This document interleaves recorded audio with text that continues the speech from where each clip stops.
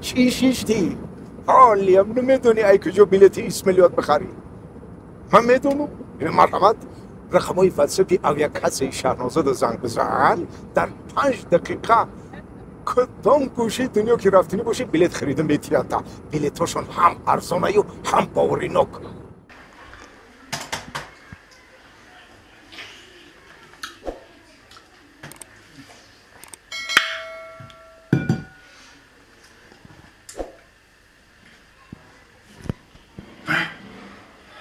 نکن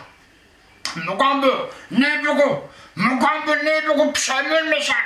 نبگو میبچن نبگو پشیمون میشن. رنج میبینی عذاب میکشی سخت پشیمون میشه در دلت میمونه تو آخر عمر. ای بچه نکن گفتم نکن پشیمون میشن نکن بگو مردک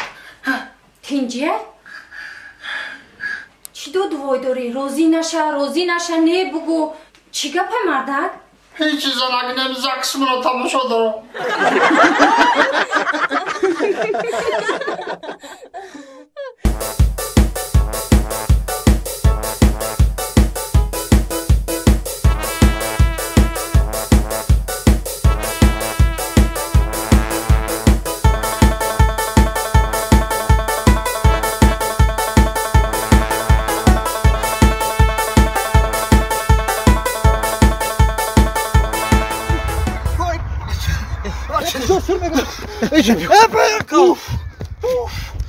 رودا و دیره باید دهم برو آمده. چی جور داری آدم سر میکنی آقا چی میگی؟ تی ایزانو میکشی ها؟ من میدم هر روز هم خیلی میدم مشق میکنم خوردگم هر شب میگم نخو ای آشخانه ما برای بابا بدم ایزانو میکشی آش خوردن دا خوردی و میمری پلچتی بروی آقا هیچی نمیکنم آقا همون سینیم پرس آش بدای یا 5 تا نونبوی بدای 5 چایnik چای خیلی بخشه هیچی نمیکنم آقا چی خیلی هیچی نمیکنم همین کافگیر دیدی هاز درمی سرد بزنم کو سرد میکفا بمر با همین روزو چی نمیزنی آقا پول نداشتم آقا با گریه میکنم بچه کپا کلاس تو گیره کنم میمری پلچتی پول نداشتم میگو پول که نداشتی چوه آشخانه ما اومده آش خوردی چوه پولش رو رفتی تو پول نداشتم گفته چی با من گیشتگی دا بمرم آخی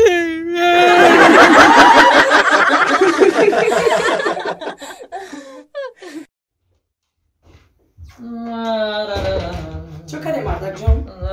میگم که در تخت قای اگلازوب دیدم هم سیفتونه در هوی کنم یا نه دروش؟ هوی کنم؟ هوی کنم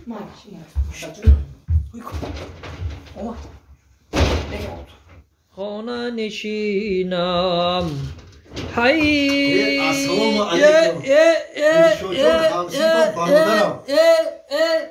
خیلی شجاع سازی خوبه نازی تو باید نمیخیسی پیش من تو باید پیش من نمیخیسی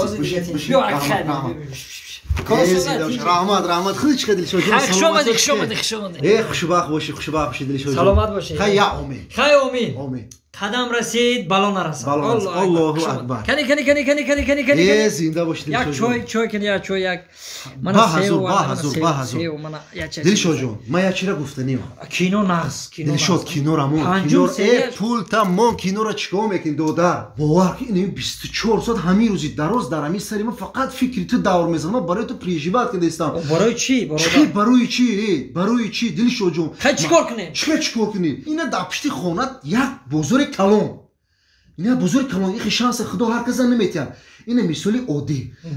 بعد چیکار کنم نرا 100 کیلو سیب پانسیم بخور 100 کیلو بعد چی وقتی سیب گرفتم بعد چیکار سیب پانسیم می‌خریدی بولوش اسیمی بمون دیدی که بیزنس زور شده سکو بویا اروا سیب بخور دیدی که بیزنس با زور شده است یا فورا یا ماشین یا کماز سیب بخور با بیزنس برداشتن بگی بعد چیکار کنم وقتی که زور شد کو با کماز این فورا طرفای خارجه روی که خارجه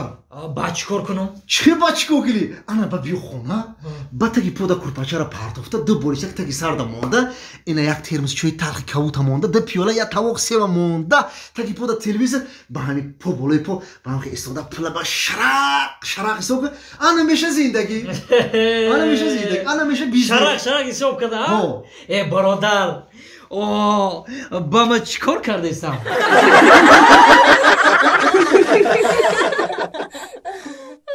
گنجشکا که جوجو که روی سنگم هر لحظه با سایه غم در جنگم مردک جان سلفی